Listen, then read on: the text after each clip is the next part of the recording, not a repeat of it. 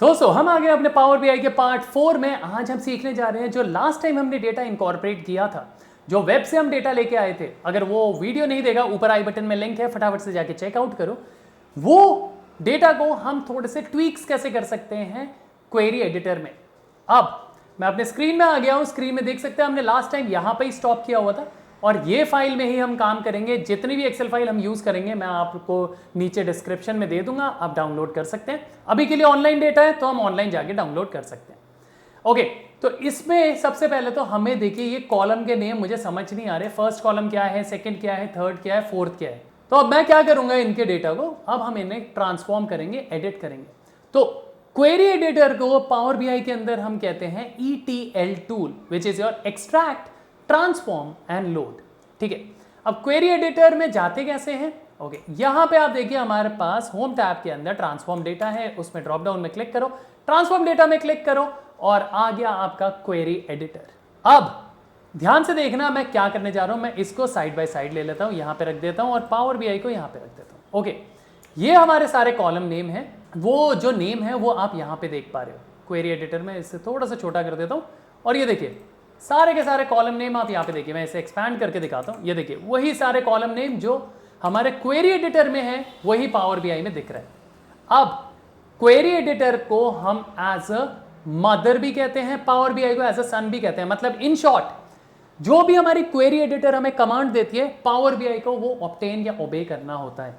तो ठीक है, क्वेरी एडिटर ने अभी कहा भैया आप ना हेडर के name column 1, column 2, column 3, column 4 ही दिखाना। तो मैं पावर बीआई में आता हूँ और इसको एक्सपैंड करता हूँ। ये देखो कॉलम 1, कॉलम 2, कॉलम 3, कॉलम 4। अब मैं इसको थोड़ा मिनिमाइज कर देता हूँ। अब मैं क्वेरी एडिटर को एक्सपैंड करके अब मुझे ना कॉलम के नेम, हेडर के नेम चेंज करने हैं। तो मैं क्या करूँगा, ये जो है फर्स्ट रो इसको मैं करना चाहता हूँ टॉप में मूव। तो मैं क्या करूँगा, हमारे पास ऑप्शन इसके बहुत सारे हैं। अभी के लिए मैं आपको 2 या 3 ऑप्शन दिखा देता हूँ। होम में आना, यहाँ पे आता है use first row as a header, आप इसमें क्लिक कर सकते हो। उसके साथ में ड्रॉप डाउन है, उसमें आता है use header as a first row और use first row as a header. Header as a first row मतलब ये जो हमारे हेडर है ना, ये नीचे की तरफ पुश हो जाएगा। एक ऑप्शन यहाँ है, आप यहाँ से कर सकते हो। सेकंड ऑप्शन आप ट्रांसफॉर्म में चले जाओ, यहाँ पे भी ऑप्शन है use first row as a header. Third option यहाँ पे ड्रॉप डाउन है, आप ड्रॉप डाउन में क्लिक करके यहाँ पे कर सकते हो use first row as a header. कोई भी आप सिलेक्ट कर सकते हो। आइडियली मैं होम वाला ही करता हूँ, मुझे बहुत कन्वीनियंट लगता है। तो मैंने क्या किया, use first row as a header मैंने क्लिक कर दिया। और रिमेंबर जो भी आप इसमें चेंजेस करोगे वो यहां पे आपके अप्लाइड स्टेप्स में रिकॉर्ड होते रहेंगे। जो हमने अभी किया वो रिकॉर्ड हो गया है, सी। और ये देखिए ये सारे का सारा अपना कन्वर्ट हो गया है। जो भी नंबर्स थे नंबर्स में कन्वर्ट हो गए हैं, या अगर नहीं भी हुए तो वो मैं आपको एक्सप्लेन करूंगा क्यों। इनको हम कहते हैं डेटा टाइप। ये जो होते हैं ABC साइड में इनके लिखे हुए हैं, इनको हम कहते हैं डेटा टाइप। अब देखिए इनमें कॉलम नेम नहीं आ रहे, अब आ रहा है कंट्री, सब्जेक्ट डिस्क्रिप्टर, यूनिट। और अब हम अगर इसी को, जैसे ये देखिए मैं पावर बीआई और क्वेरी को साइड बाय साइड ले आया।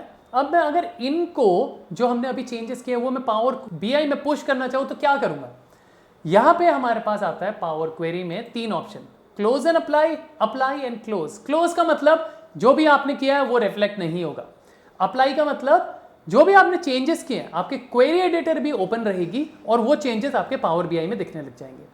क्लोज एंड अप्लाई का मतलब क्वेरी एडिटर को क्लोज कर देगा और पावर बीआई में चेंजेस दिखने लग जाएंगे।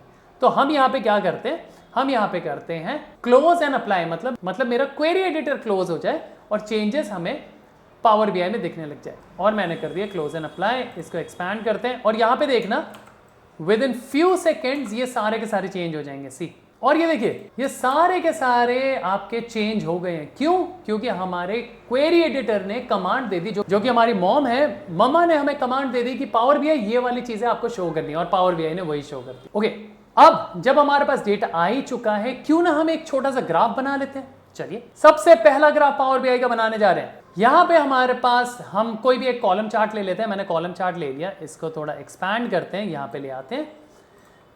अब मुझे क्या करना है, अभी के लिए हमने सिर्फ एक्स एंड वाई एक्सिस सीख रहे हैं। एक्स एक्सिस क्या होता है, जो भी नीचे की तरफ लाइंस आती है वो एक्स एक्सिस होती है। मतलब कुछ भी आप एक्स एक्सिस के अंदर ड्रैग करोगे वो हमेशा नीचे की तरफ शो होगा। कुछ भी आप वाई एक्सिस में ड्रैग करोगे वो हमेशा ऊपर की तरफ से शो होगा। मतलब X axis sleeping, Y axis standing. ठीक है, अब मैं क्या करता हूं, मुझे कंट्री वाइज डेटा दिखाना है। मैं क्या करता हूं, इसको क्लिक करता हूं, ग्राफ को, इसमें क्लिक करके कंट्री का डेटा मैंने एक्स एक्सिस में डाल दिया। वाई एक्सिस में क्या डालूं, मुझे 2021 का नंबर दिखाना है। मैं 2021 के नंबर को इधर लाके ड्रैग करता हूं। ये देखिए सारी की सारी लाइन आ रही है स्टैंडिंग, और यहां पे देखिए काउंट आ रहा है। ये क्यों आ रहा है, क्योंकि ये जो इस कॉलम का डेटा टाइप है ना, वो एज अ टेक्स्ट है। अब देखिए टेक्स्ट और नंबर्स आइडेंटिफाई कैसे होगा। अभी आप देख पा रहे हैं इनके आगे कोई भी साइन नहीं है। अब मैं आपको दिखाता हूं, इनको चेंज करने के लिए मैं फिर से ट्रांसफॉर्म डेटा में जाता हूं, क्वेरी एडिटर ओपन करता हूं। ये देखिए वो जो डेटा टाइप है ABC है। क्यों है, क्योंकि इसमें ना हमारे कुछ NAs हैं।